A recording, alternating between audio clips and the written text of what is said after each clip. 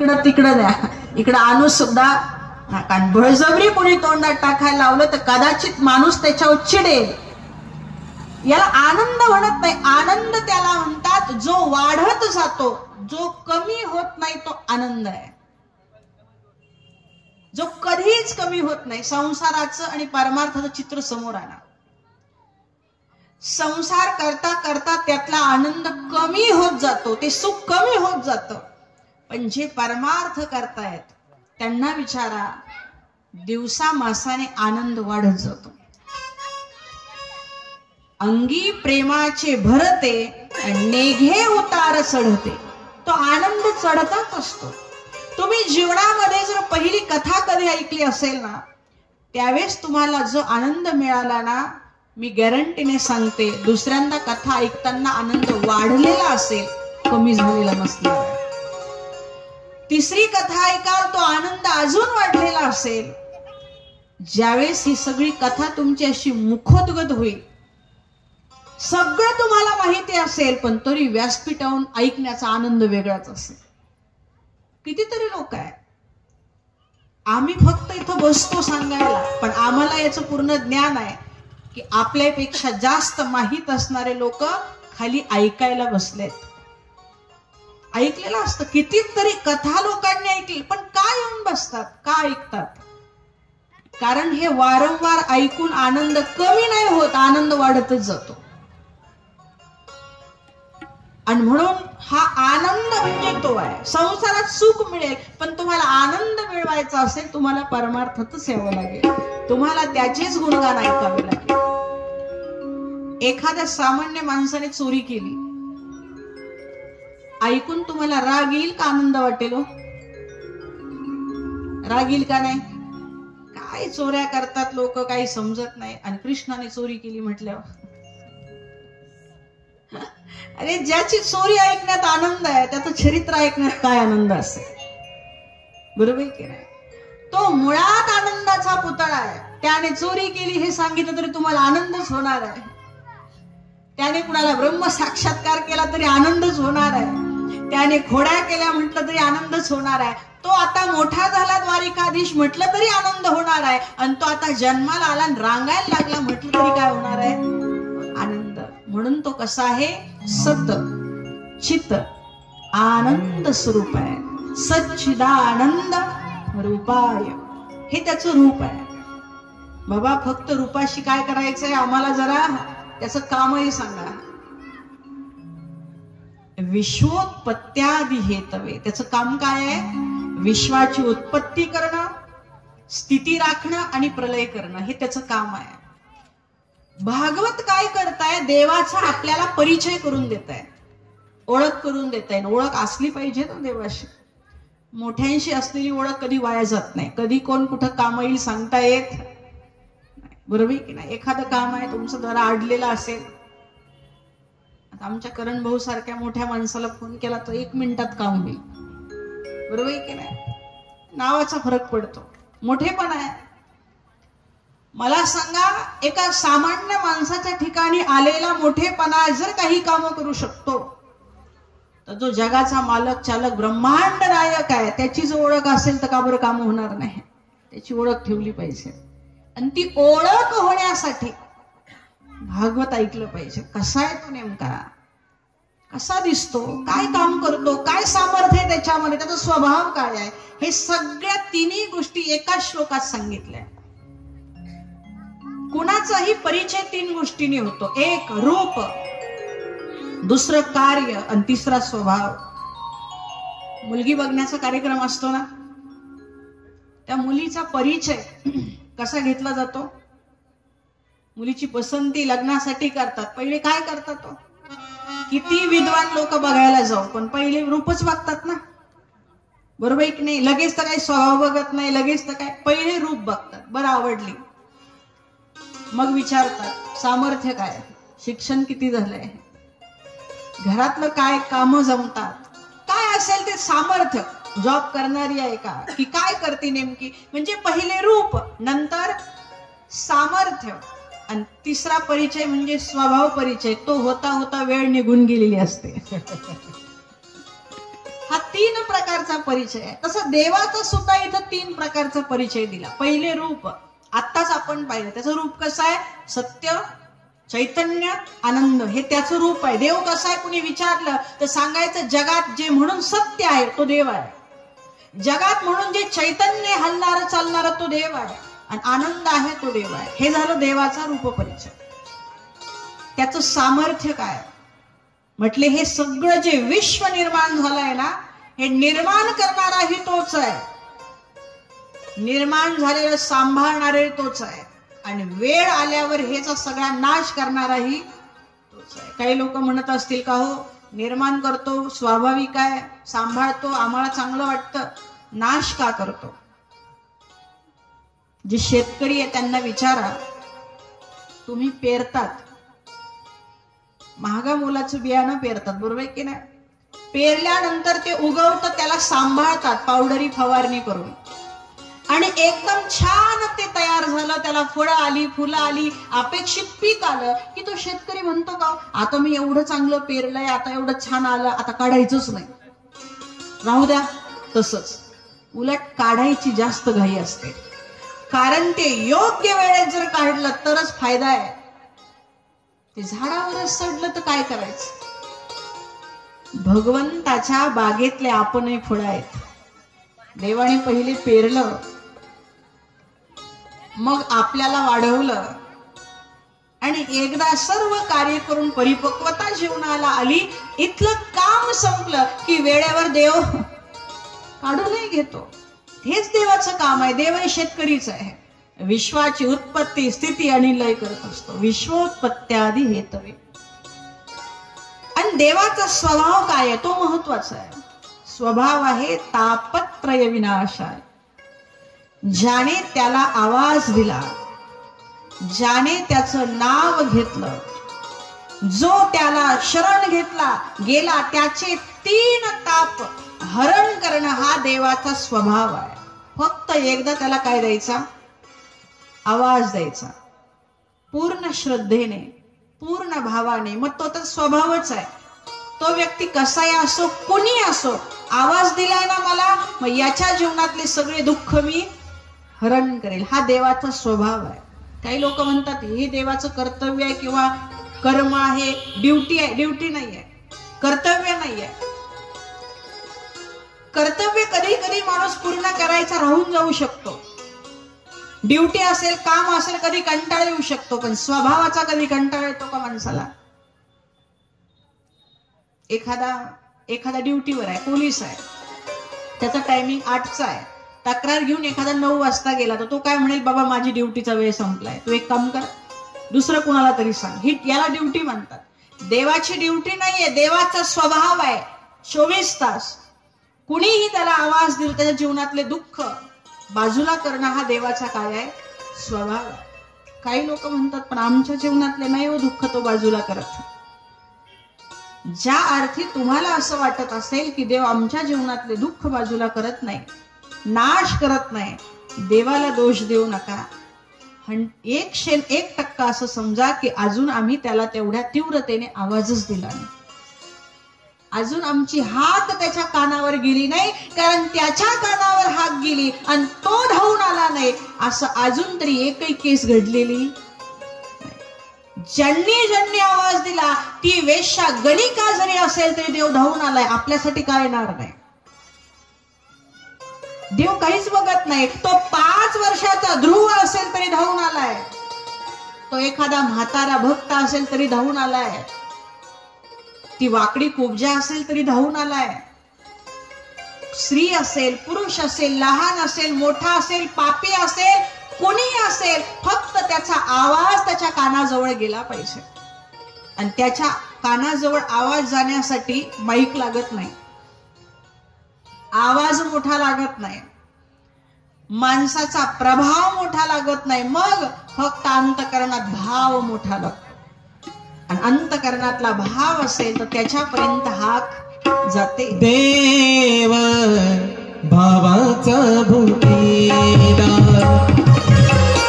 देव देव देव देव देव देव भावाचा भूतीदार, देव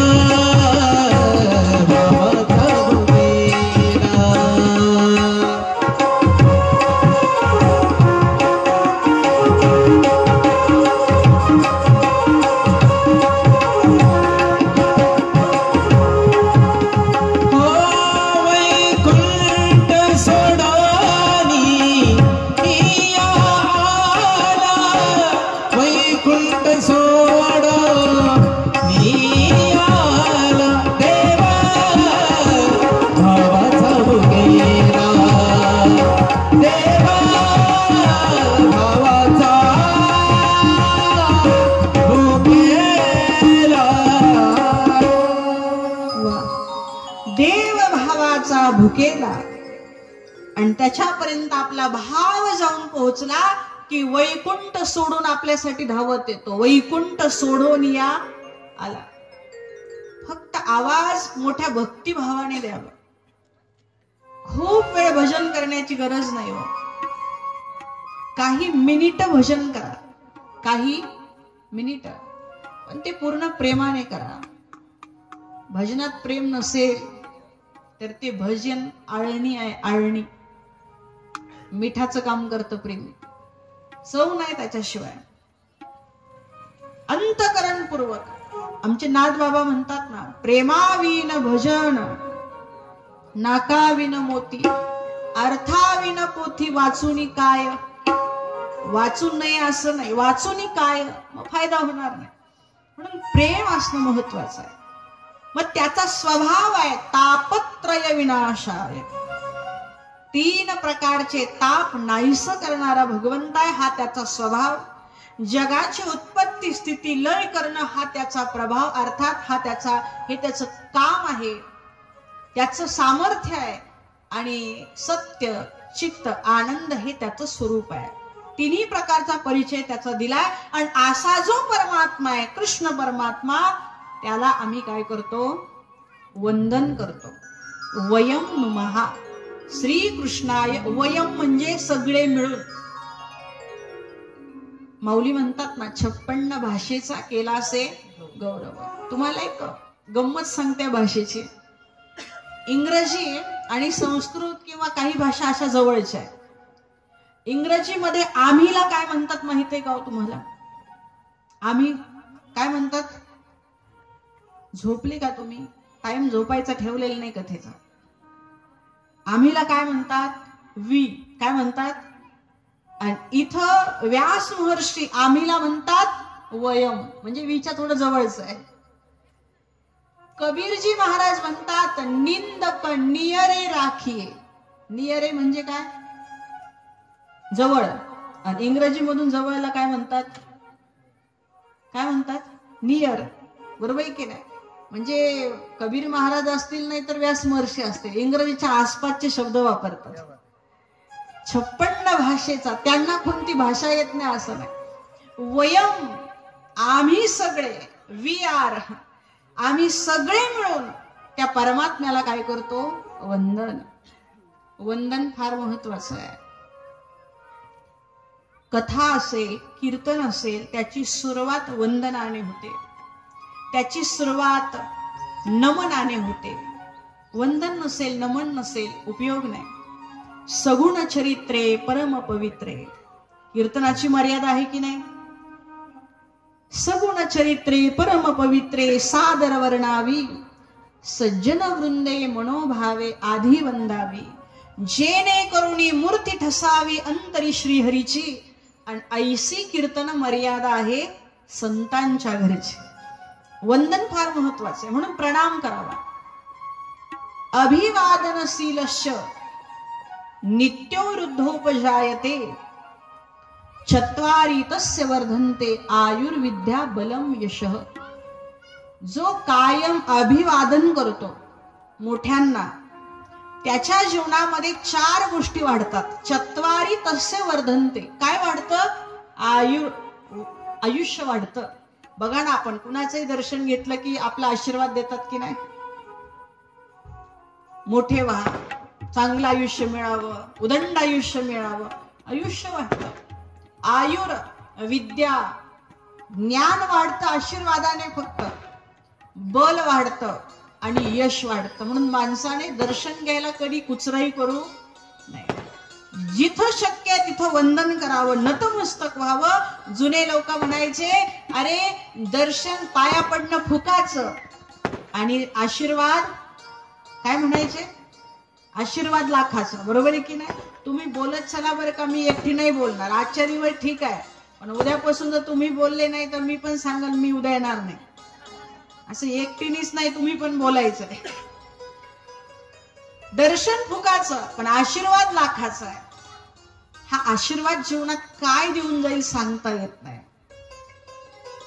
फक्त दर्शन घेत राहायचं. जिथं मोठे माणसं दिसते, जिथं संत दिसते, जिथं देव दिसला.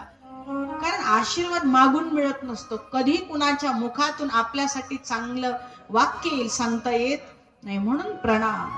म्हणून सच्चिदानंद रूपाय विश्वोत्पत्त्यादि हेतवे तापत्रय विनाशाय श्रीकृष्णाय वयं नमः. त्यांना आम्ही सगळे वंदन करतो. इथून श्रीमद भागवत कथेचा प्रारंभ झाला. पण नुसतं परमात्म्याला नुसतं वंदन करून चालणार नाही. मग ज्यांनी हा ग्रंथ निर्माण केलाय, रचना केली आहे, त्या व्यासांना सुद्धा वंदन केलं पाहिजे. म्हणून महर्षी व्यासांना सुद्धा आपण वंदन करूया. नमोस्तुते व्यास विशाल बुद्धे उल्लारविंदाय तपत्रनेत्र येन त्वया भारत तैलपूर्ण प्रज्वालितो ज्ञानमय प्रदीप. श्रीकृष्ण गोविंद हरे मुरारे हे नाथ नारायण वासुदेव. कृष्ण गोविंद हरे मुरारे हे नाथ नारायण वासुदेव. श्रीकृष्ण गोविंद हरे मुरारे हे नाथ नारायण वासुदेव. श्रीकृष्ण गोविंद हरे मुरारे हे नाथ नारायण वासुदेव. व्यास महर्षींचे आपल्यावरती, आपल्या संस्कृतीवरती, हिंदू सनातन धर्मावरती अनंत उपकार आहे. व्यास आहेत म्हणून आपण आहोत. म्हणून आपल्याकडे गुरुपौर्णिमा साजरी करतात. ती पौर्णिमा कोणती असते? व्यास पौर्णिमा.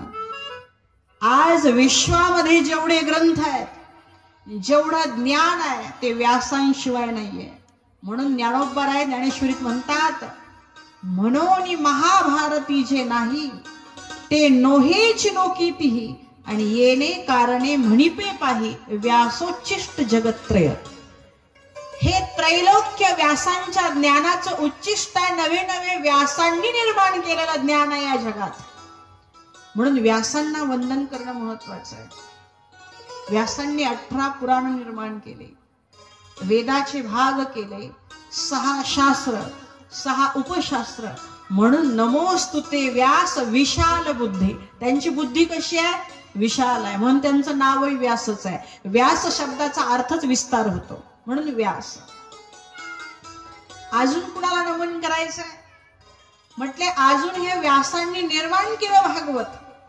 पण हे भागवत जगापर्यंत ज्यांनी पोहोचवलं त्या शुकदेवांना सुद्धा नमन करूया. शुकदेव भगवान की जय. या शुकदेवांना नमस्कार करून आपण आज या कथेचा प्रारंभ करू. कुठलीही गोष्ट स्वीकारत असताना जोपर्यंत तिचं महत्व कळत नाही ना, तोपर्यंत ते गोष्ट स्वीकारण्यात आनंद वाटत.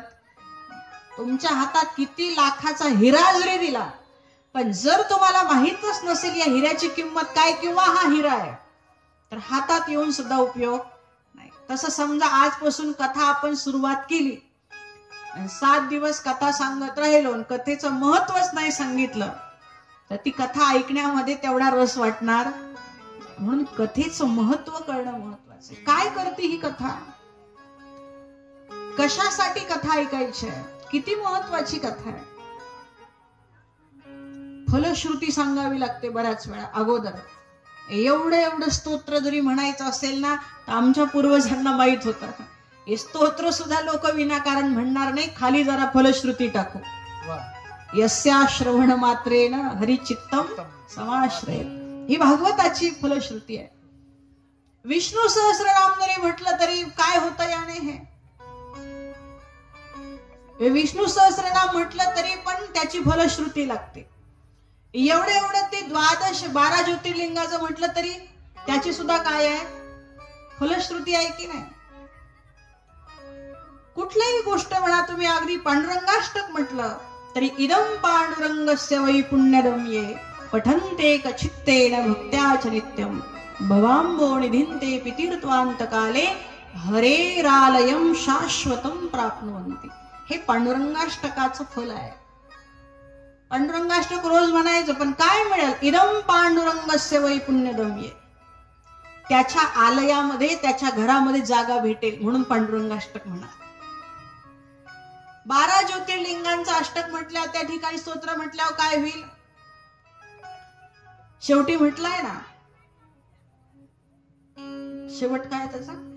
सौराष्ट्रे सोमनाथं च श्रीशैले मल्लिकार्जुनम परल्या वैजनाथं च ममलेश्वरम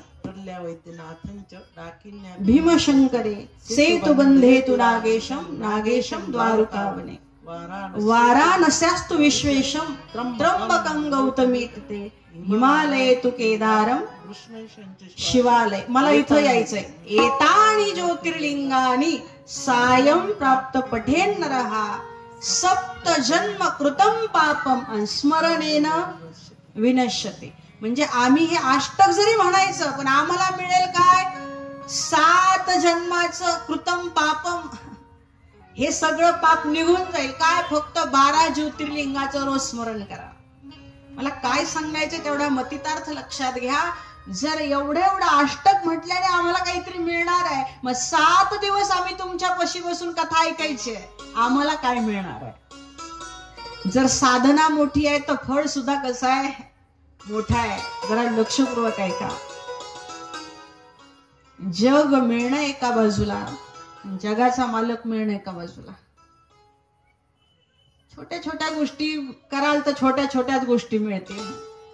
मोठी गोष्ट कराल तर मोठा परमात्मा भेटेल. याची फलश्रुती हीच आहे. भगवान परमात्मा मिळतो, तो आपल्या चित्ताला चिटकून बसतो. मी गॅरंटीने सांगू शकते, 7 दिवस तुम्ही अंतःकरणपूर्वक कथा ऐका, अवधान देऊन ऐका. कशी ऐका? अवधान. मौली म्हणतात ना, तरी अवधान ऐकले दिसे मग सर्व सुखासी पात्र होई दे. आणि हे प्रतिज्ञोत्तर माझे उघड ऐका. ज्ञानोपराय प्रतिज्ञा करतात, अवधान देऊन ऐका, आणि तुम्हाला सुख प्राप्त झालं नाही तर बोला. मी प्रतिज्ञा करून सांगतो, तशी आज या व्यासपीठावरून मी प्रतिज्ञा करून सांगते, तुम्ही 7 दिवस सर्वांगाचे कान करून भागवत ऐका, आणि 8व्या दिवशी त्या कृष्ण परमात्म्यावर प्रेम झालं नाही तर मला येऊन सांगा. 101% 8व्या दिवशी तुमचे कान तुम्हाला सांगतील काहीतरी ऐकावं, त्याची एखादी लीला ऐकावी, त्याला एकदा बघावं, त्याचं भजन ऐकावं. फक्त त्यासाठी अट एवढीच आहे, बाकीच्या गोष्टी ऐकतात तशी कथा ऐकू नका. कथा ऐकायला आपले 2 कान पुरत नाही, त्याच्यात तेवढं सामर्थ्य नाहीये. या 2 कानाने फक्त संसार ऐकायचा. तेल आणा, मीठ आणा, मिरची आणा, हे आणा, ते आणा, ते आणा, एवढ्यासाठी हे 2 कान आहे. भगवत कथा ऐकायची असेल, सर्वांगाचे कान करा, सर्वांगाचे. आणि सर्वांगाचे कान करून ज्या वेळेस तुम्ही कथा ऐकाल, त्या दिवशी त्याचं फल म्हणून तो परमात्मा तुमच्या हृदयात जाऊन बसेल. त्याची आवड तुम्हाला लागेल, त्याचं प्रेम तुम्हाला होईल. आणि ज्याने त्याच्यावर प्रेम केलं, परमात्माही त्याच्यावर प्रेम करत असतो. ये यथा माम प्रपद्यन्ते, देवाची प्रतिज्ञा आहे गीतेमध्ये, जो मला जसा भजेल मी त्याला तसा भजेल. म्हणून अवधान महत्वाचं आहे. नुसतं इथं जर देहाने येऊन बसत असाल, मन घरी असेल तर काहीच प्राप्त होणार नाही. मग तुम्ही पहिल्या दिवशी तेच आणि शेवटच्या दिवशी तेच. म्हणतात ना, रात्रभर मडकं बाहेर होता आणि रात्रभर पाऊस चालू होता. मग मडकं भरायला पाहिजे होतं ना, पण मडकं कोरडं ठक. का बरं? उलट ठेवलं होतं. आपलं मडकं आता उलट ठेवायचं की सरळ ठेवायचं तुम्ही ठरवा. इथं बसत असताना काही गोष्टींचे नियम आहेत, ते आपले आपण लावून घ्यायचे. कुणी सांगेल मग आपण, असं नाही, आपले आपण लावून घ्यायचे. इथं बसताना पहिला नियम आहे, तुमचं वय विसरून बसा. काय विसरून बसा? वय. दुसरी गोष्ट, तुमचा अधिकार विसरून बसा. तिसरी गोष्ट, लहान मुलगा म्हणून बसा आणि कोरी पाटी म्हणून बसा. कसं बसायचंय? कोरी पाटी. मला सांगा, एक पाटी तुमच्या हातात दिली, आता पाटीचे दिवस राहिले नाही, आपण कागद म्हणू, वही म्हणू. ती कागद तुमच्या हातात दिला आणि त्याच्यावर सगळं लिहिलेलं आहे. आता तुम्हाला परत सांग त्याच्यावर काहीतरी लिहा. कुठं लिहाल? आधीच एवढं लिहिलेलं आहे. ते लिहिलेलं आहे का खोडलेलं आहे का चुकीचं लिहिलं तो विषय नाही, पण त्याच्यावर जागा नाही. तसं मला सगळं माहित आहे, मी याच्या आधी खूप कथा ऐकल्या. हा भाव घेऊन जर बसाल तर आता ऐकायची कथा कुठे ठेवाल? त्याला जागा पुरेल का? सगळा गोंधळ होईल कदाचित. माहिती सगळ्यांना आहे, ऐकलं सगळ्यांनी आहे, पण मागं जेवढं ऐकलं तेवढं सगळं सोडून जर बसाल तर कदाचित आता काहीतरी ऐकण्याचा आनंद प्राप्त होईल. म्हणून अट आहे, कोरं होऊन बसा. अजून काय नियम आहे? म्हणजे अजून एक नियम असा आहे की जसं मंडपात प्रवेश करताना आता काही काही पंडालच्या बाहेर बोर्ड लिहिलेला असतो, कृपया चप्पल मंडपात नेऊ नये, चप्पल बाहेर काढून मंडपात जावं. तसं आपल्या मनानेच आपण एक बोर्ड मंडपात शिरताना बघायचा की कृपया अहंकार घेऊन मधी जाऊ नये. तो बाहेर चपलेसहित काढून मग मधी जायचंय. मी कोणीतरी मोठा, माझं वय हे, मी इतका ज्ञानी असं म्हणून या मंडपात याल तर काहीच भेटणार नाही. मग इथं येताना आपली एकच ओळख आहे, तुमच्या सहित माझी सुद्धा, दासोहम. मी कोण आहे? एक दास आहे, कृष्णदास आहे. आणि या भावनेने इथं याल तर नक्कीच तुम्हाला कथा कळेल आणि त्याचा आनंद मिळेल. काही ठिकाणी लिहिलेलं असतं मोबाईलसाठी, सायलेंट मोडवर मोबाईल ठेवा. कथेमध्ये मोबाईल कसा ठेवायचा? सायलेंट मोडवरती. मोबाईलशी काही घेणं नाही हो, मोबाईल सहज सायलेंट होतो. आपल्या मनालाही थोडस सांगा, जरा सायलेंट मोडवर आहे. कथेमध्ये फक्त मोबाईल सायलेंट मोडवर ठेवायचा नसतो, आपलं मन सुद्धा कसं ठेवायचं? सायलेंट मोडवरती. मनाला म्हणा, तू जरा वेळ जरा शांती घे. आहे इथून उठल्यावर परत तेच आहे, इथं येईपर्यंतही परत तेच आहे. पण निदान मंडपात बसल्यावर तरी काय होतं? शरीर बसतं आणि मन उभं राहतं, त्याच्यामुळे ती लिंक लागत नाही. जर शरीर बसलं तर मनाने सुद्धा असा आरामशीर बसायला पाहिजे, मग कथा कळते. आणि पुढची गोष्ट म्हणजे या कथेचं महत्वही कळायला पाहिजे. आठवलं म्हणून सांगते.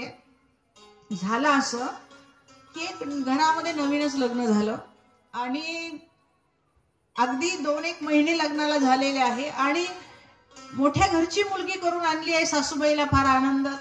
गल्लीत सगळ्यांना सांगते की फार चांगली सुनबाई भेटली, सगळा संसार दिला, सगळा संसार दिला म्हणे, अगदी सुईपासून सगळं दिलं.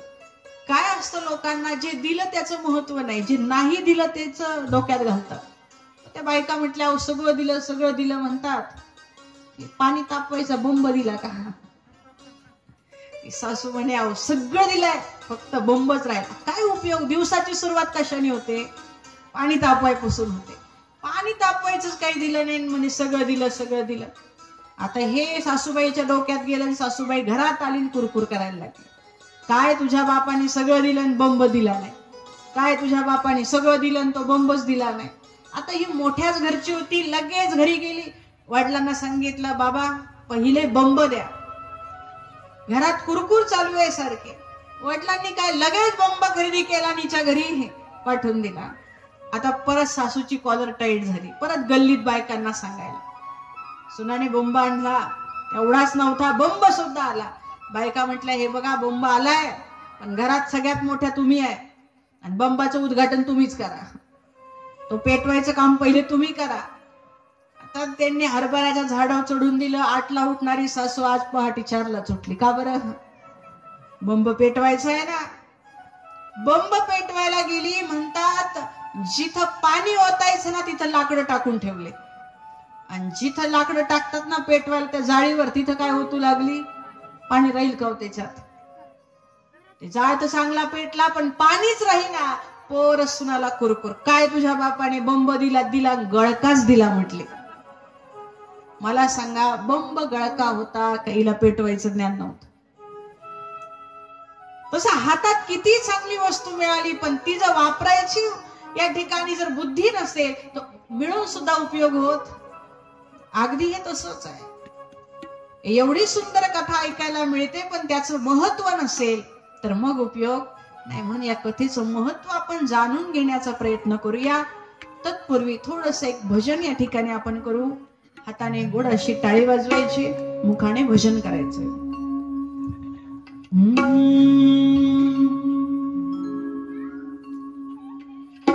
गोविंद राधे गोविंद, गोविंद राधे गोविंद, गोविंद राधे गोविंद, गोविंद राधे गोविंद, हा गोविंद राधे गोविंद, गोविंद राधे गोविंद, गोविंद राधे गोविंद, गोविंद राधे गोविंद, गोविंद राधे गोपाल राधे गोविंद राधे गोविंद,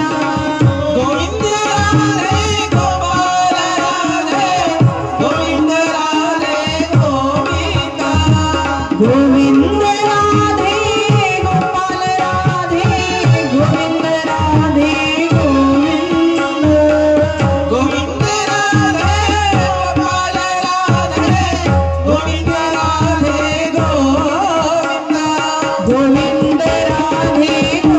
गोविंद, गोविंद राधे गोविंद, गोविंद राधे गोविंद,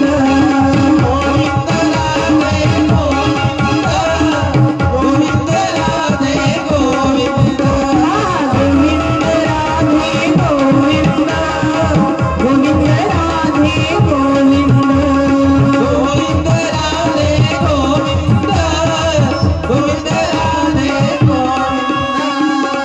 गोविंद राधे गोपाल राधे गोविंद राधे गोविंद.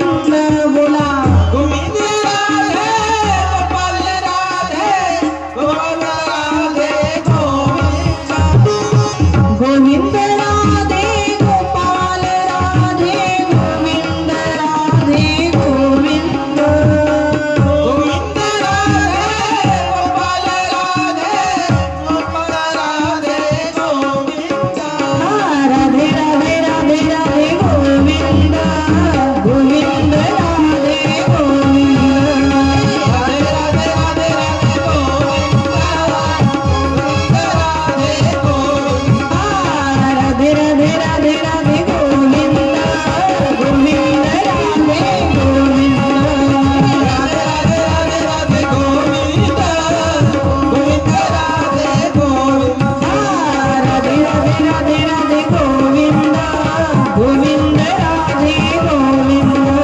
राधे राधे राधे राधे गोविंद, गोविंद राधे गोविंद.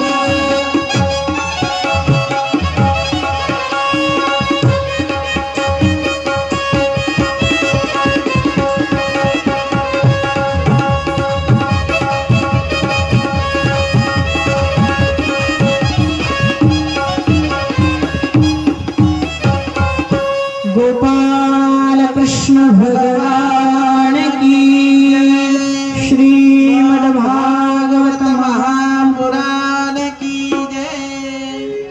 या ठिकाणी श्रीमद् भागवत महापुराण हा सत्संग आपल्याला प्राप्त होतोय. खऱ्या अर्थाने काहीतरी आपलं पुण्य आहे. काहीतरी काय आहे? पुण्य आहे. काही लोकांना असं वाटतं की कथा ऐकल्यावर आम्ही पुण्यवान होऊ. अजिबात नाही. इथं पुण्य वगैरे काही भेटत नाही. कथा ऐकून पुण्य भेटत नाही, मग अधोगरच पुण्य आहे म्हणून कथा ऐकायला मिळत असते. कथेने पुण्य नाही, कथेने कृष्ण भेटतात. हे तुम्ही दान धर्म पूजा जप तप हे याने पुण्य होतं. या पुण्याने कथा ऐकायला भेटते देवाची, आणि कथा ऐकून देव भेटतो. अशीच प्रवास आहे तो. पुण्य म्हणजे खूप छोटी गोष्ट आहे, कथा म्हणजे खूप मोठी गोष्ट आहे. मोठी म्हणजे दुर्लभ गोष्ट आहे. आपल्याला असं वाटतं सत्ता संपत्ती संतती हे कमवणं खूप अवघड आहे, पण कथेसमोर हे सगळं सोपं आहे. खऱ्या अर्थाने संत सांगतात, संत समागम हरिकथा तुलसी दुर्लभ होय, आणि सुत दारा अरु लक्ष्मी पापी घरबी होय. पैसा कुणाच्याही घरी असतो, पैशाला काही पुण्यवानाच्याच घरी असतं असं नाही, पाप्याच्या घरी पैसा असतो. दारा म्हणजे पत्नी पुण्यवानालाच असते असं काही नाहीये, कुणालाही पत्नी असू शकते. सुत म्हणजे पुत्र कुणालाही असू शकतो, पण सत्संग काय कुणालाही मिळतो का? त्यासाठी मात्र माणूस पुण्यवान लागतो.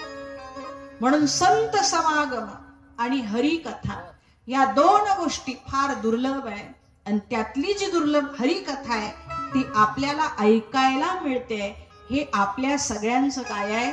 परम भाग्य आहे. वास्तविक आपण सगळे जिथं जन्माला आलोय ना, ते तर आपलं महत् भाग्य आहे. म्हणून आपल्याला कथा पण मिळते. आपण कुठं जन्माला आलो? America, France, Japan? भरतखंडे नरदेह प्राप्ती ही तव परम भाग्याची संपत्ती. भारतवर्षामध्ये जगाच्या पाठीवर सगळे देश एका बाजूला आणि आमचा भारत देश एका बाजूला. जहाँ डाल डाल पर सोने की चिड़िया करती है बसेरा, वो भारत देश है मेरा, वो भारत देश है मेरा. जहाँ डाल डाल पर सोने की चिड़िया करती है बसेरा, वो भारत देश है मेरा, वो भारत देश है मेरा.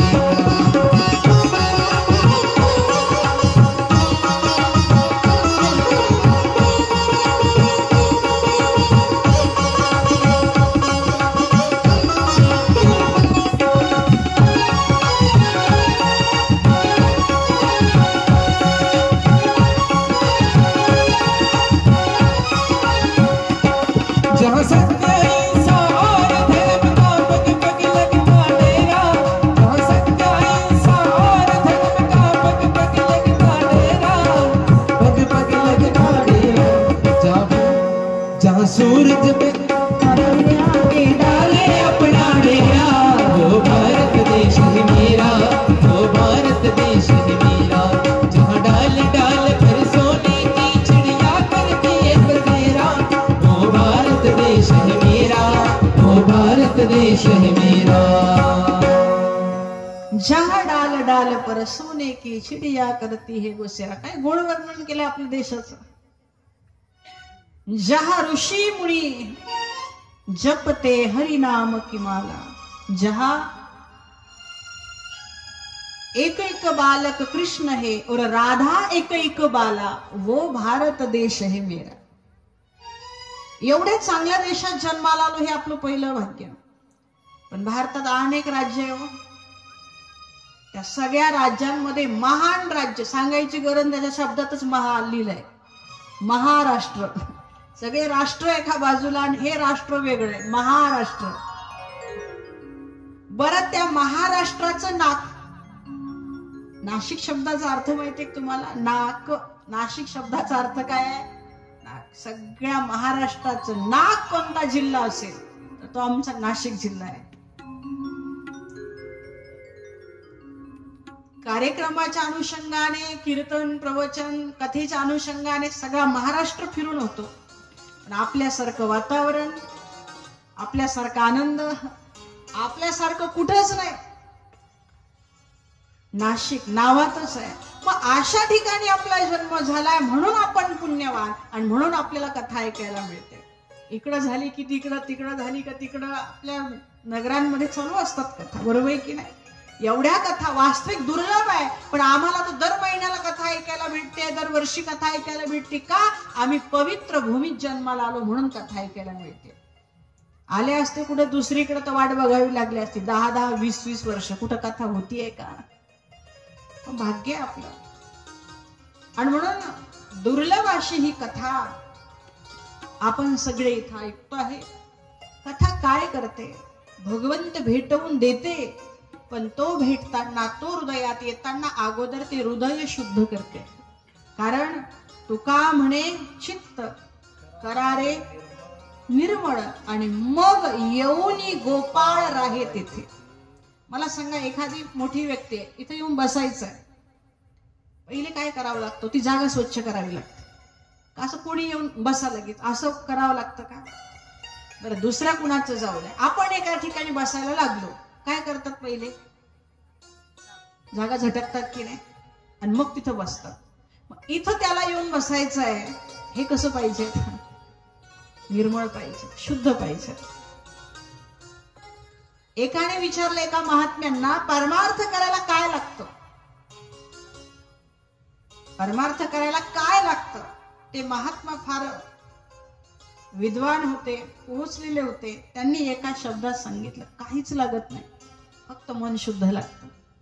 काहीच लागत नाही परमार्थाला, काहीच लागत नाही, फक्त मन लागतं. कारण ते सगळ्याचं मूळ आहे. मन एव मनुष्याणाम कारणम बंध मोक्ष. एक मन आहे, ही चावी आहे बरं का. मन काय आहे? चावी आहे. मला सांगा, आपल्या घरी कुलूप आहे, हे कुलूप आपण लावतो, उघडतो.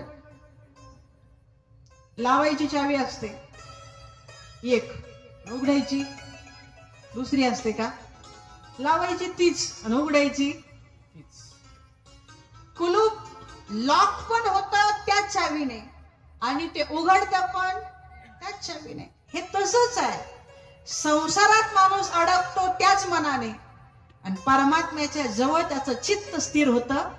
त्या मन एकच आहे, फक्त ते इकडून वळवायचं की इकडून वळवायचं हे महत्वाचं आहे. आणि ते मन जर शुद्ध झालं तर त्यातच परमात्मा येतो, अशुद्ध राहिलं त्यातच या ठिकाणी संसार येतो. म्हणून कथा काय करते? माणसाचं मन शुद्ध करण्याचं काम करते, शुद्धीकरणाचं काम कथा करत असते. तेव्हा आपण सिद्ध होऊ न होऊ माहित नाही. ते महात्म्य असतात ना, सिद्ध महात्म्य असतात, सिद्ध महात्म्य असतात. आपण सिद्ध होऊ न होऊ, पण शुद्ध झालो तरी भरपूर झालं. म्हणून अशी ही कथा श्रवण करत असताना प्रारंभ कुठून होतो? या कथेचा प्रारंभ करताना म्हटलंय, नैमिष्ये निमिष क्षेत्रे ऋषया शौनकादयः. एक क्षेत्र आहे, त्याचं नाव आहे नैमिषारण्य. बरेच लोक जाऊन आलेले असावे. लखनौ जवळ आहे, उत्तर भागामध्ये. या क्षेत्राचं नाव आहे नैमिषारण्य. लक्षपूर्वक ऐका. नैमिषारण्य याचं नाव पडण्याचं कारणच असं आहे की या क्षेत्रामध्ये कथा चालते, भगवत भजन, भगवत सत्संग चालतो. किती वेळ चालतो? 1 तास, 2 तास, 1 दिवस, 2 दिवस, अहोरात्र, अखंड. जिथं डोळ्याची पापणी वर खाली व्हायचा वेळ सुद्धा हरी भक्तीशिवाय, हरी कथेशिवाय जात नाही, त्याला म्हणतात नैमिषारण्य. डोळ्याची पापणी वर खाली होण्याला म्हणतात 1 निमिष, आणि तो 1 निमिष सुद्धा जिथं भजनाशिवाय जात नाही त्याचं नाव आहे नैमिषारण्य. तेव्हाच नाही सांगत, आत्ताच सुद्धा. आताही तुम्ही नैमिषारण्याचा, आत्ताही तिथं 10-20 कथा चालू असतील. प्रत्येक आश्रमात वेगळी, प्रत्येक सभा मंडपात वेगळी. लोक जातात तिथं कथा, अहोरात्र कथा चालू आहे. असं नैमिषारण्य. या नैमिषारण्यामध्ये ऋषया शौनकादयः, शौनक ऋषींबरोबर 88,000 ऋषी कथा ऐकायला बसले. का बरं बसले कथा ऐकायला? सगळे कामं सोडून. कारण म्हटले कलियुग सुरू होणार होतं. कोणतं युग? कलियुग. कलियुग म्हणजे माहित आहे का तुम्हाला? कलुषित युग, कलह प्रिय युग, कलंक प्रिय युग, त्याचं नाव आहे कलियुग. ह्या कलियुगाचा वारा लागला की चांगले चांगले बिघडतात. कलियुगाचा वाराच तसा आहे. आणि हे कलियुग लागणार होतं, अजून सुरू झालेलं नव्हतं. आणि ह्या ऋषी मुनींना वाटलं अरे हे कलियुगाचा आरंभ झाला की मग आपल्या साधनेचा भंग होईल, आपल्याला परमार्थ होणार नाही, आपणही या कलियुगाच्या याच्यात वाहत जाऊ. भीती वाटली आणि ते ब्रह्मदेवाकडे गेले. म्हटले आमची साधना जपली पाहिजेत, आम्ही कलियुग सुरू होतंय, काय करू, आम्हाला भीती वाटते. म्हणजे त्यांना सुरू होतानाच भीती वाटत होती. आपल्यासारखे डेअरिंगबाज आपणच, आपण कलियुगात राहतोय पण अजिबात भीती नाही, आम्ही कुणाला भीत नाही. त्यांना भीती वाटली हो कलियुगाची. आणि कलियुगाची भीती वाटल्यामुळे ते ब्रह्मदेवाकडे गेले आणि सांगितलं आम्हाला अशी जागा सांगा जिथं कलियुगापासून आमचं रक्षण होईल. ब्रह्मदेव म्हटले एक काम करा, मी एक चक्र देतो तुम्हाला, मनस चक्र ज्याला म्हणतात. हे चक्र पुढे चालेल, तुम्ही त्याच्या पाठीमागे चाला. हे चक्र जिथं थांबेल तिथं तुम्ही थांबून घ्या. मग हे चक्र फिरत फिरत फिरत लखनौ जवळ थांबलं. म्हणून तिथं चक्र तीर्थ पण आहे आणि त्याला नाव पडलंय नैमिषारण्य. नेमी म्हणजे गती, या चक्राची गती जिथं थांबली ते नैमिषारण्य. मग ते सगळे ऋषी मुलं तिथं काय झाले, थांबून घेतलं. काही जण म्हणतील आम्हालाही जरी कलियुगाची भीती वाटली तर आमच्याकडे कुठं ते चक्र आहे आणि ते कुठं थांबलं ना आम्ही कुठं थांबायचं. आपल्याकडे पण चक्र आहे, त्या चक्राचं नाव आहे मन. मन चक्र नाही का, सारखं फिरत, अजिबात स्थिर नाही. सुदर्शन चक्र तरी कधी कधी आराम करत असेल पण आपलं चक्र नाही. आपलं सारखं म्हणजे इथं बसतोय तरी आपलं चक्र फिरून येऊ राहिलं. बहिणाबाई म्हणतात ना, मन वढाय उभ्या पिकातलं ढोर, किती आवरा हकाला हकाला फिरी जात पिकावर. मन आहे ते एका मिनिटात दिल्लीला, एका मिनिटात मुंबईला, एका मिनिटात नाशिक मध्ये, एका मिनिटात पंढरपूरला. ये मन बड़ा चंचल है, इसे कितना समझाए.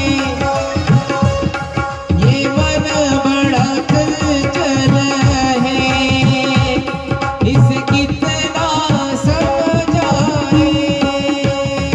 ये मन बड़ा चंचल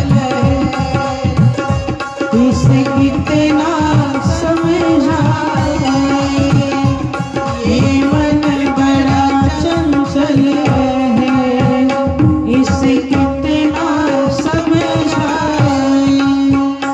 जितना इसे समझाए, जितना इसे समझाए, उतना ही मचलता है. ये मन बड़ा चंचल है, इसे कितना समझाए. ये मन बड़ा चंचल है, इसे कितना समझाए. ये मन बड़ा चंचल है, इसे कितना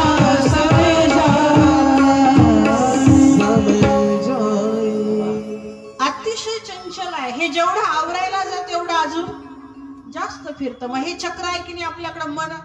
मग ह्या मन चक्र जिथं जाऊन थांबेल तिथं तुम्ही थांबून घ्या.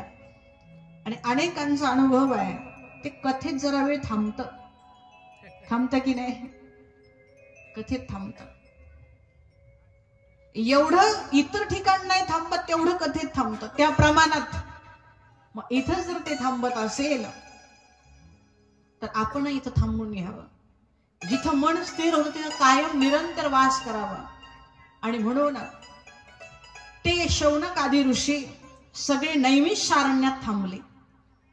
एक दिवस यज्ञ करत असताना मध्ये थोडा विश्राम होता आणि त्यांना असं वाटलं देवाचं काहीतरी ऐकावं. तेवढ्यात तिथं रोमहर्ष जे मुनी आहे ज्यांना सूत म्हणतात, ते सूत तिथं आले आणि सूतांना त्यांनी प्रार्थना केली. काय प्रार्थना केली? सूतांना त्यांनी आसनावर बसवलं, त्यांचं पूजन केलं आणि त्यांचं पूजन करून त्यांना सांगितलं, अज्ञान ध्वांत विध्वंस कोटी सूर्य समप्रभ सूताख्या ही कथा सारम मम कर्ण रसायनम. हे सूत महर्षी, तुम्ही ज्ञानी आहात.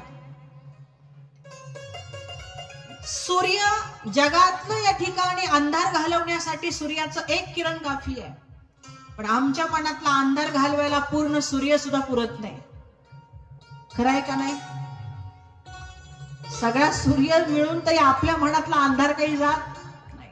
तो मनातला अंधार जाण्यासाठी तुमच्याकडे जो ज्ञान सूर्य आहे त्याचं एक किरण आमच्यावर टाका आणि आम्हाला असं काहीतरी सांगा की आमच्या जीवनामध्ये भक्तीचा उदय होईल. काहीतरी चांगलं सांगा. हे बघा, कथेचा एक असा नियम आहे, कथाकार लहान असो मोठा असो कुणी असो व्यासपीठावर आहे तर कथा सुरू होताना नियमानुसार वक्त्याचं पूजन करावं लागतं. हे असं का? कारण तो वक्ता जी कथा सांगणार आहे तो कथेचा मान आहे. हरी कथेची महिमा ऐसी आणि आदरे पुससी सांगत्यासी. आदराने विचारावं, विनंती करावी. पूजन करणं म्हणजे काय की तुम्ही आम्हाला कथा सांगा, ही काय आहे? ती विनंती आहे. विचारल्याशिवाय सांगू नये आणि विचारल्याशिवाय सांगितल्या गेलेल्या गोष्टीला तेवढी किंमतही नसते. म्हणून हरी कथा विचारावी आणि मग वक्त्याने सांगावी. हे सगळे मिळून त्यांचं पूजन केलं. त्यांना विचारलं की महाराज सांगा आम्हाला, आमचा अज्ञान ध्वांत म्हणजे अंधार, अज्ञानाचा दूर करा. सूत महर्षी म्हटले, हरकत नाही, तुम्ही एवढं प्रेमाने विचारलंय, माझं पूजन केलंय, मला सांगण्यासाठी म्हणून बसवलंय ना, तर मी नक्की सांगेल तुम्हाला. पण मी पण तुम्हाला काही प्रश्न विचार, त्याचे उत्तर तुम्हाला देता आले पाहिजे. मी मगाशी बोलले ना, कथा म्हणजे संवाद आहे.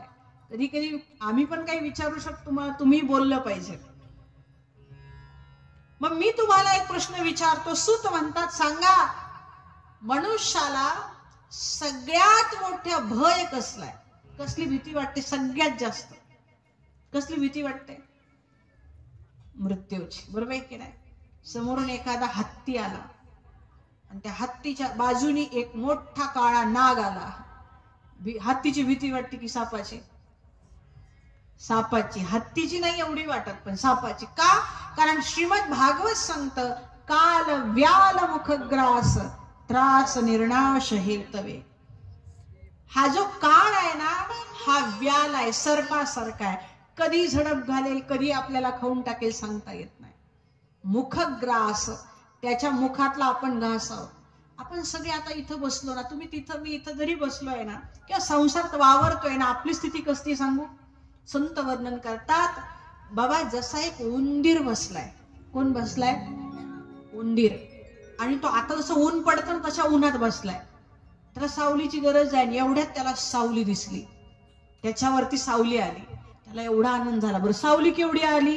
बरोबर तो मावल एवढी आली. त्याला लय आनंद झाला, आता मी सावलीत बसलोय. छान वाटलं त्याला, गार वाटतंय, सावली आहे, सुंदर आहे. पण त्याने मागं बघितलं, ती सावली कसली होती माहित आहे का? एक मोठा फणीचा साप त्याच्यावर येऊन बसला होता. मला सांगा, ही सावली किती वेळ आनंद देईल? आपण या सावलीत आहोत. वाटतंय आता छान वाटतंय, जरा आता गारवा सुटलाय. हा गारवा काय कामाचा? कधी तो काळी झडप घाली आणि कधी त्या गारव्यातून नेईल आपल्याला सांगता येत नाही. मृत्यू फाट झालाय आणि माणसाला मृत्यूची जेवढी भीती वाटते कसलीच वाटत नाही. तुम्हाला हाताला किती मोठी जखम होऊ द्या, हात खूप प्रिय आहे माणसाला, पण जर डॉक्टर म्हटले हात जर तोडला नाही तर सगळ्या शरीरात तो रोग पसरेल आणि तुम्ही मरा, माणूस म्हणतो मरायपेक्षा हात गेलेला बरा.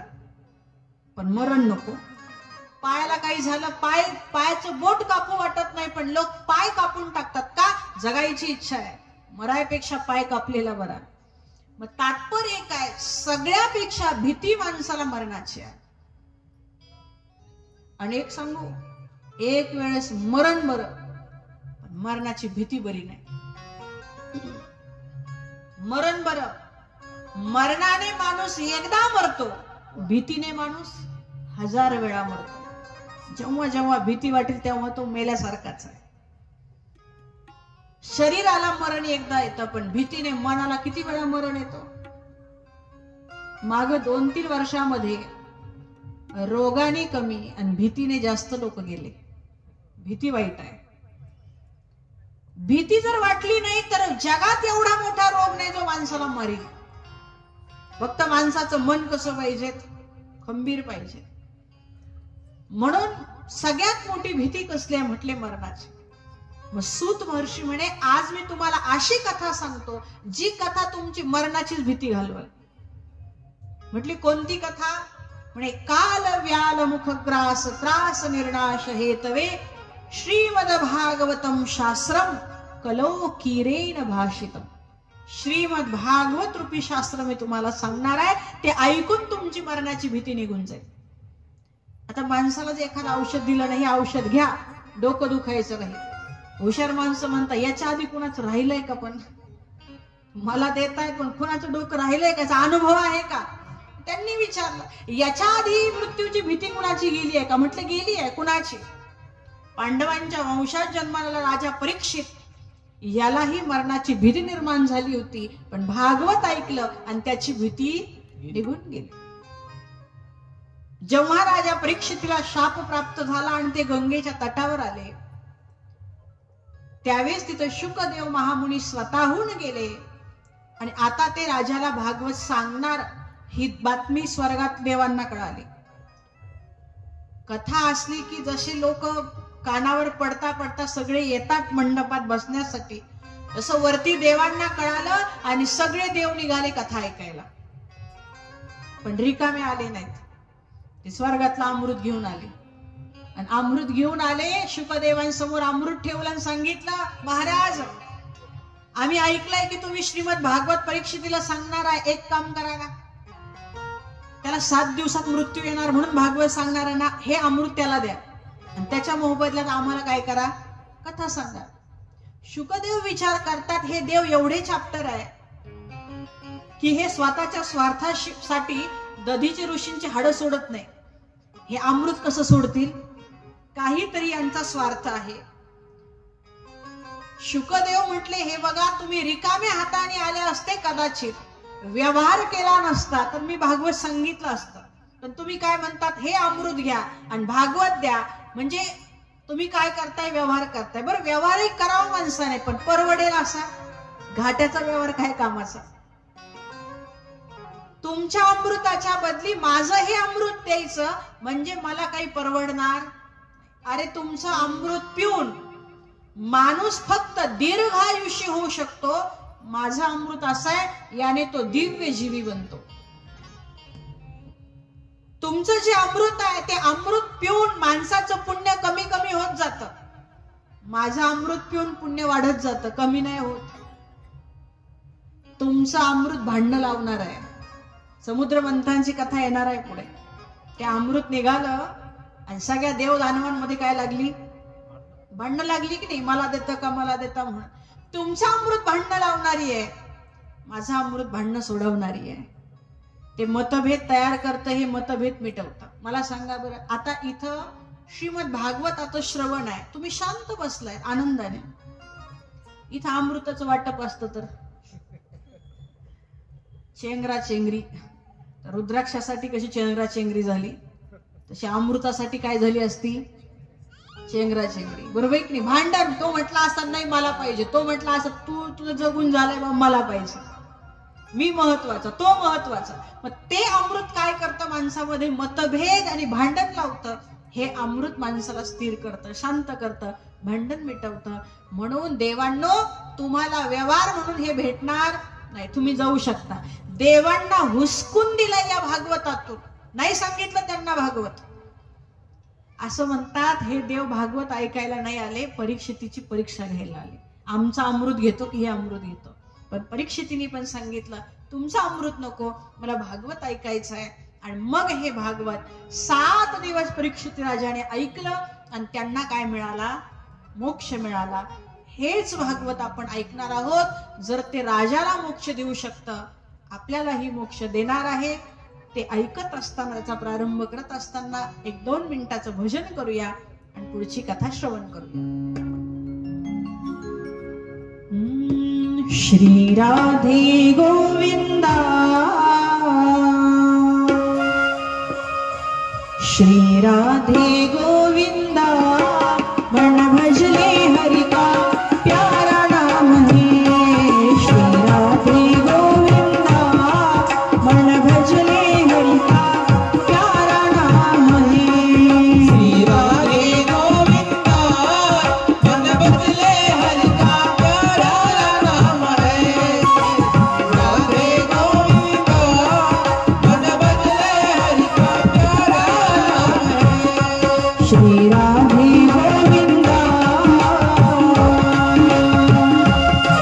श्री राधे गोविंदा मन भजले हरि का प्यारा नाम है श्री राधे गोविंदा मन भजले हरि का प्यारा नाम है श्री राधे गोविंदा मन भजले हरि का प्यारा नाम है श्री राधे गोविंदा मन भजले हरि का प्यारा नाम है गोपाला हरि का प्यारा नाम है गोपाला हरि का प्यारा नाम है गोपाला हरि का प्यारा नाम है गोपाल हरि का प्यारा नाम है श्री राधे गोविंदा मन भजले हरि का प्यारा नाम है श्री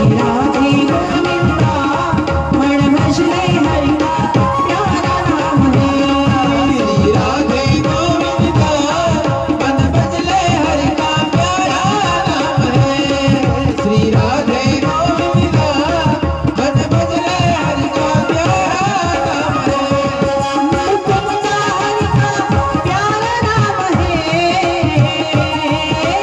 मुकुंदा हरि का प्यारा नाम है गोकुंदा हरि का प्यारा नाम है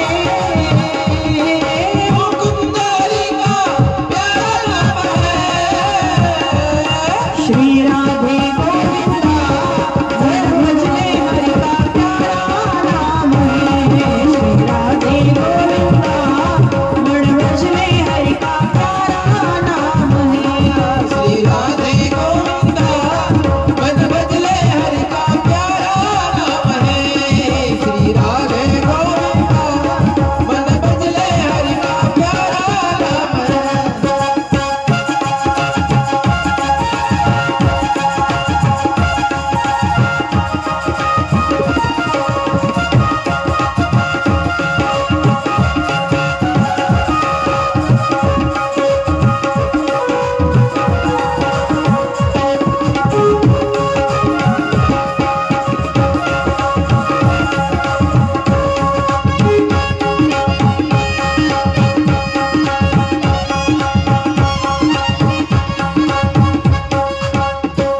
गोपाल कृष्ण भगवान की श्रीमद् भागवत महापुराण की जय राधा रानी सरकार की जय हे जे श्रीमद् भागवत आहे हे राजा परीक्षितीला किती दिवस ऐकवलं 7 दिवस इथं प्रश्न विचारला गेला की ही 7 दिवसांची परंपरा कधीपासून निर्माण झाली सप्ताह म्हटलं का किती दिवस 7 दिवस सप्ताह शब्दातच अर्थ आहे सप्त म्हणजे 7 अह नाम दिवस अह म्हणजे दिवस 7 दिवसाचा सप्ताह ही सप्ताह परंपरा कधीपासून पडली कुणी पहिल्यांदा हे 7 दिवस सांगितलं आणि कुणाला सांगितलं ही कथा इथे आलेली आहे म्हटले एक दिवस नारद महर्षी भ्रमण करत होते चला पृथ्वीवरती काय चालू आहे नेमकं बघू गृहस्थ आश्रमी लोकांचं काय चाललंय जरा बघू गृहस्थ आश्रम आहे आणि आश्रम म्हटल्यावर त्याला काही नियम आहे लोकांना वाटतं संन्यास श्रेष्ठ ब्रह्मचारी श्रेष्ठ वानप्रस्थी श्रेष्ठ त्यांच्याही पेक्षा संसारिक श्रेष्ठ आहे मी म्हणत नाही वर्णन आहे तसं धन्य गृहस्थाश्रम एखादा ब्रह्मचारी असेल पण जन्म कुठून झाला संसारातून वानप्रस्थी असेल, लोकांताचा त्याग करून एकांतात राहत असेल, पण त्याच्याही पोटा पाण्याची सोय करणारा कोण आहे? संसारिक आहे. एखादा संन्यासी असेल, त्याचाही मठ आश्रम चालण्यासारखी देणगी देणारा कोण आहे? संसारिक आहे.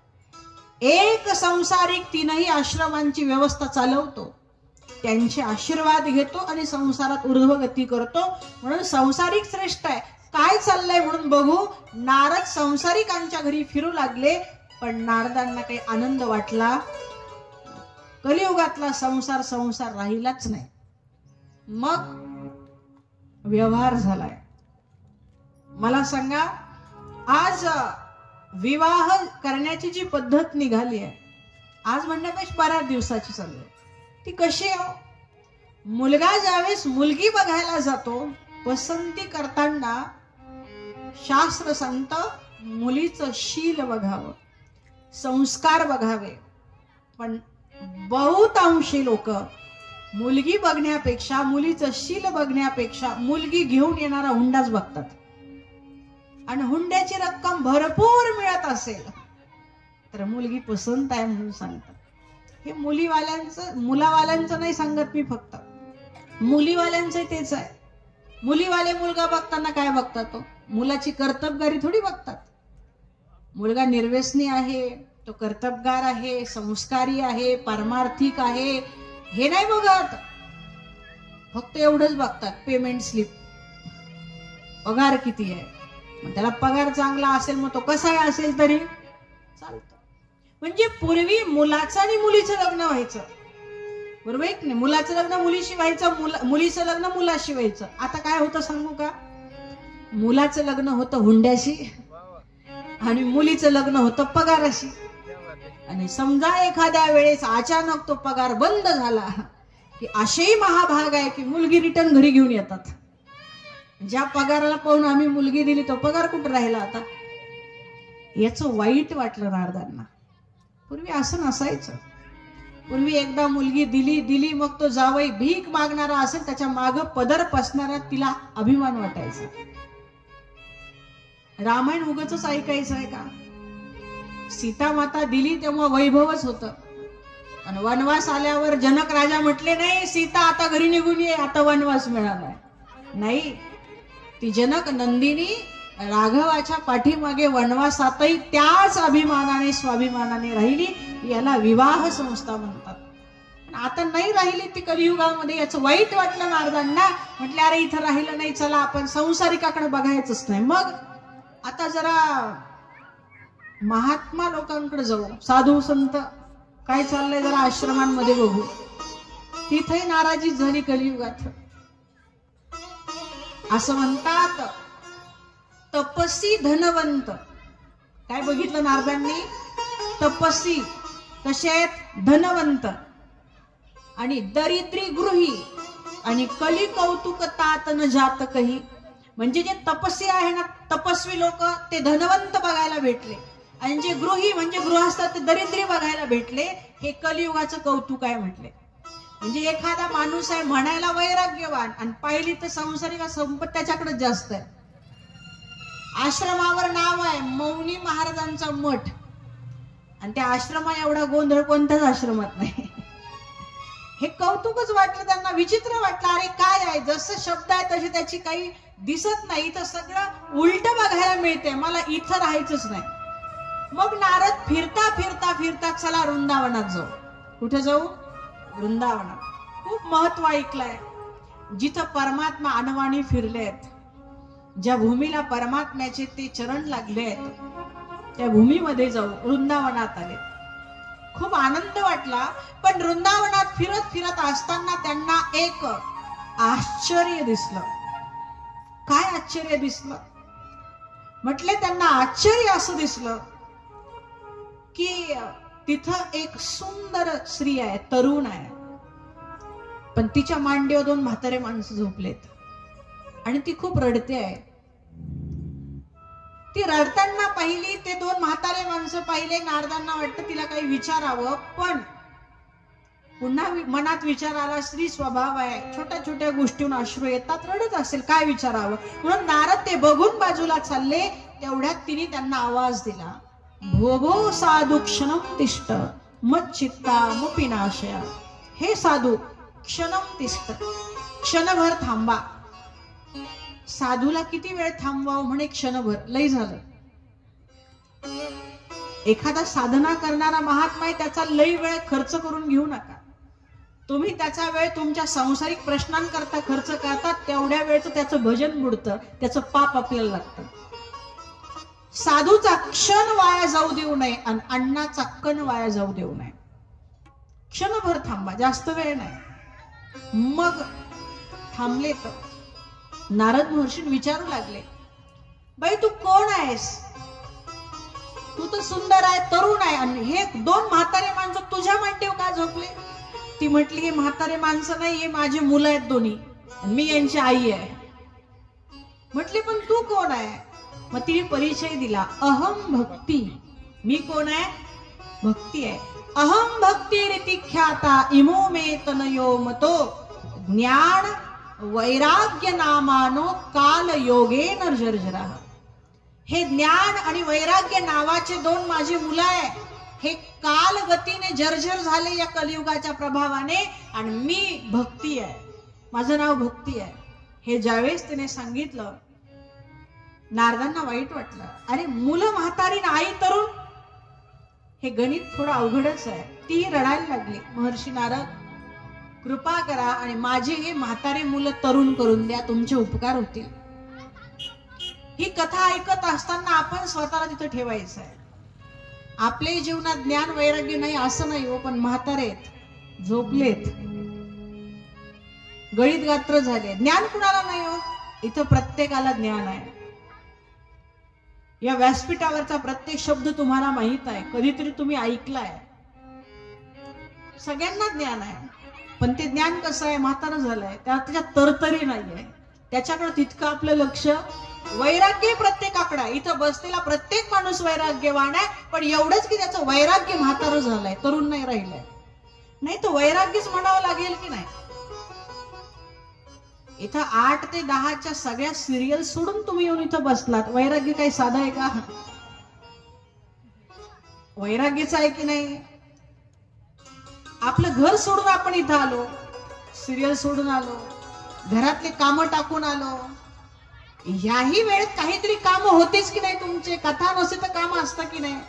पण त्या कामाचा 2 तास की होईना तुम्ही काय केलाय? त्याग केला की नाही? कुणी कामाचा केला, कुणी सिरियलचा केला, कुणी कसला केला, विनोदाचा भाग सोडा, पण त्याग केलाय. मग वैराग्य आपल्याकडे आहे, पण ते म्हातार झालंय, ते थोडं असं तरुण व्हायला पाहिजे. आपलं वैराग्य कसं आहे? आपण त्याग करू शकतो, पण जरा जाऊ की नको, ऐकू की नको. तरुण वैराग्य म्हणजे मला जायचंच आहे, काही हो, याला म्हणतात तरुण वैराग्य. मग आपल्यामध्ये ज्ञान वैराग्य आहे, ते म्हातारे आहेत. आणि भक्ती पण आहे, ती आहे तरुण, पण तिला ज्ञान वैराग्याची काय पाहिजे? जोड पाहिजे. असं हे सगळं बघितलं आणि नारद महर्षी म्हणू लागले, मी काय करू शकतो? ती म्हटली, तुम्ही काही करू शकता. साधूला काय अशक्य आहे? अशक्य थे तुम्हा नाही नारायणा, किंवा करील ते काय नो हे महाराज, तुम्ही काही करू शकता. मग नारद म्हटले, हरकत नाही, मी यांना तरुण करतो, थांब. गीता ऐकवली. किती वेळा? खूप वेळा म्हटले. गीता पाठेर मुहुर मुहुर. वेद ऐकवले, उपनिषद ऐकवले, पण ज्ञान वैराग्य काही तरुण झालं नाही.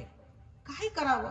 मग आकाशवाणी झाली, नारदजी सत्कर्म करा, तेव्हा ते तरुण होतील. म्हटले, मग आता हे सत्कर्म नाही का? कोणतं सत्कर्म? त्या आकाशवाणीला विचारलं. मग ते आकाशवाणी म्हणे, एखाद्या संतांना विचारा, ते सांगतील. मग नारद फिरू लागले आता हे विचारण्यासाठी की सत्कर्म म्हणजे काय. पण कुणीच भेटे ना. ज्याला भेटलं, ज्याला विचारलं ते सांगत नव्हते. कारण हे बघा, सामान्य माणसाने विचारलं, डोकं दुखतंय, गोळी द्या, तर कुणी सांगेल, कोणता उपाय सांगेल. पण MBBS डॉक्टर आला तुम्हाला विचारायला, डोकं दुखतंय, कोणती टॅबलेट घेऊ, काय सांगाल? आपण शांत होऊ, अहो तुम्हीच डॉक्टर आहे, आम्हाला काय विचारतात? तसं नारद म्हणजे महर्षी आहे, देवर्षी आहे. त्यांना कुणी सत्कर्माची व्याख्या सांगेना.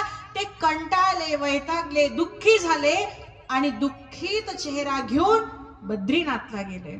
आणि त्या बद्रीनाथला त्यांना 4 ऋषी भेटले. कोणते? एकदाही विशालायाम 4 ऋषयोन्मला सत्संगार्थ समायाता ददृशुस्तत्र नारदः. सनत, सनंदन, सनातन आणि सनकादिक हे 4 ऋषी जे आहे ते त्यांना भेटले आणि त्यांनी नारदांचं तोंड पाहिलं आणि विचारलं, नारद महर्षी एवढे का नाराज आहे, काय झालं? तुमचं तोंड असं आहे जसं एखाद्या लोभी माणसाचं धन निघून जातं. चोरी झाली ना घरात, मग जसं तोंड होतं ना तसं तुमचं झालंय. आणि तुमचं काय चोरी गेलं? अहो तुमचं धन चोरी जाऊ शकत नाही आणि जे चोरी जात त्याला तुम्ही धन म्हणत नाही. आपलं धन काय आहे? नोटा. बरोबर आहे की नाही? आपलं धन काय आहे? नोटा. घर, गाडी, बंगला. संतांचं धन नोटा नाहीये. हमारो धन राधा श्री राधा श्री राधा. हमारो धन राधा श्री राधा श्री राधा. हमारो धन राधा श्री राधा श्री राधा. हमारो धन राधा श्री राधा श्री राधा. जय हो हमारो धन राधा श्री राधा श्री राधा. हमारो धन राधा श्री राधा श्री राधा. हमारो धन राधा श्री राधा श्री राधा. हमारो धन राधा श्री राधा श्री राधा.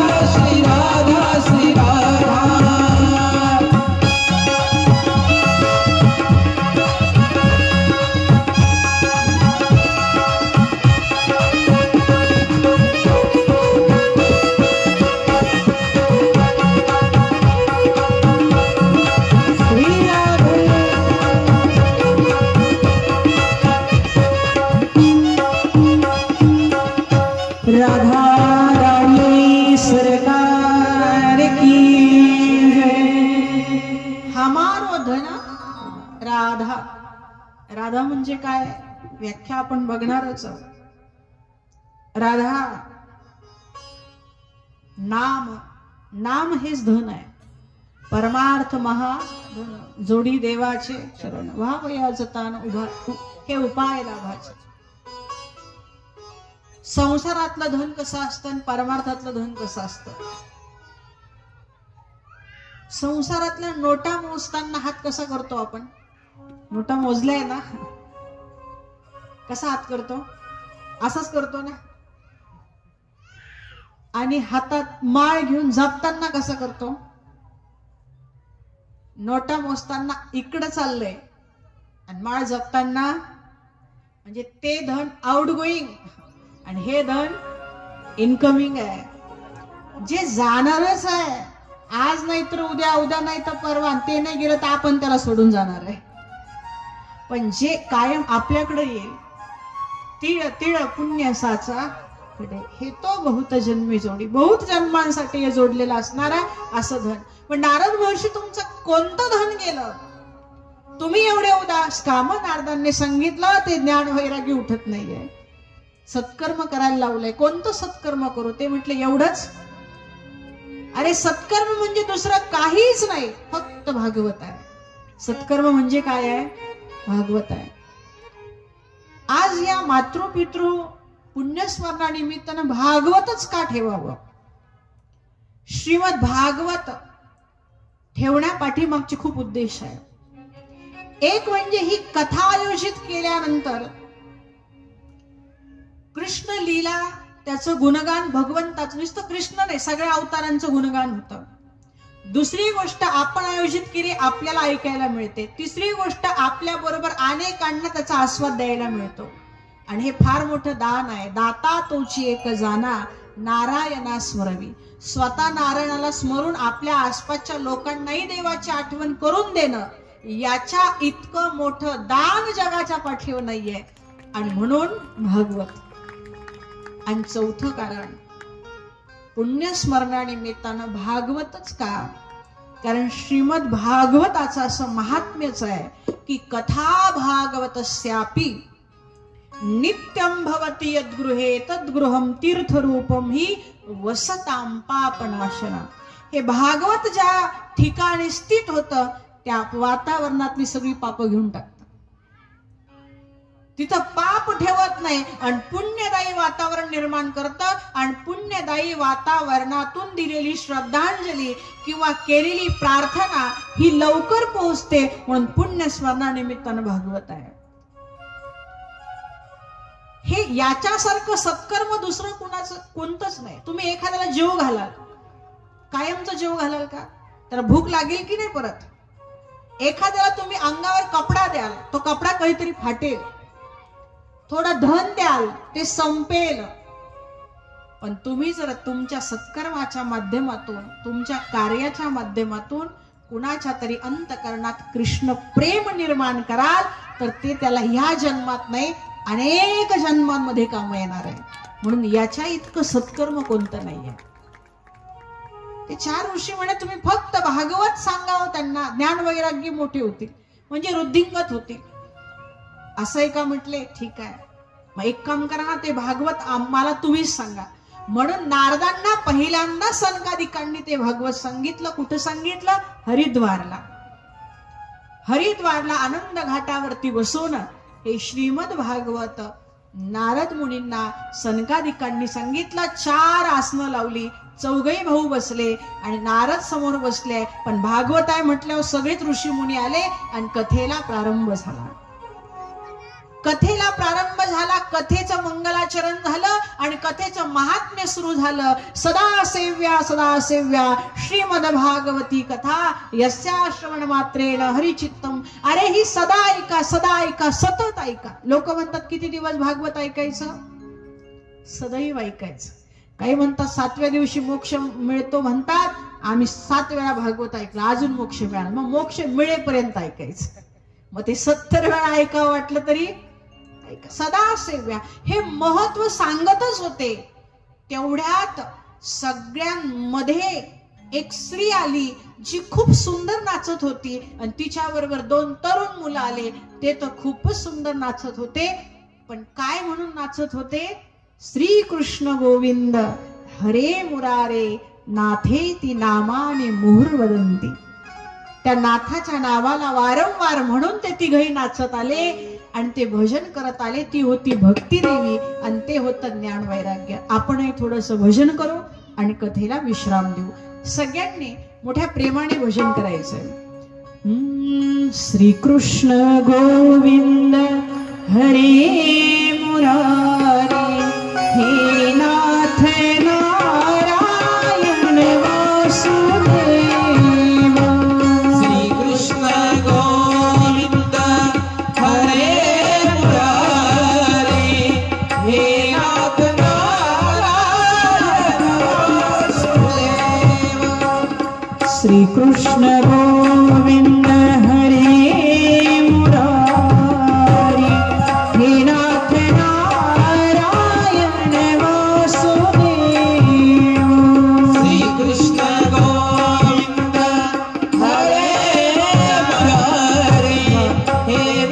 नारायण वासुदेव.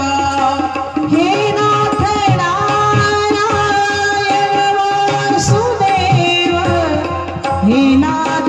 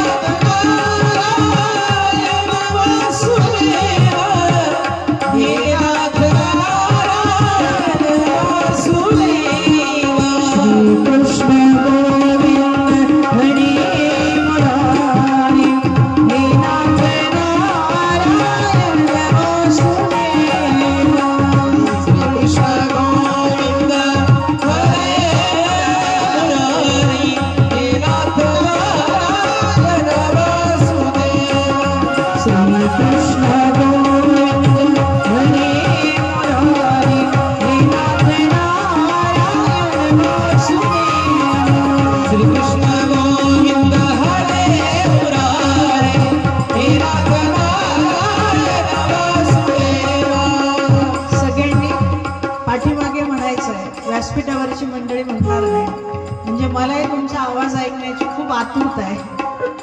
ऐकलंय की शिवाजीनगर परिसरातल्या महिलांचा आवाज म्हणे खूप गोड आहे. बातमी ऐकली आहे, जरा शहानिशा करून घेऊ. सगळ्यांनी पाठीमागं म्हणायचं, हे नाथ नारायण वासुदेव, हे नाथ नारायण वासुदेव.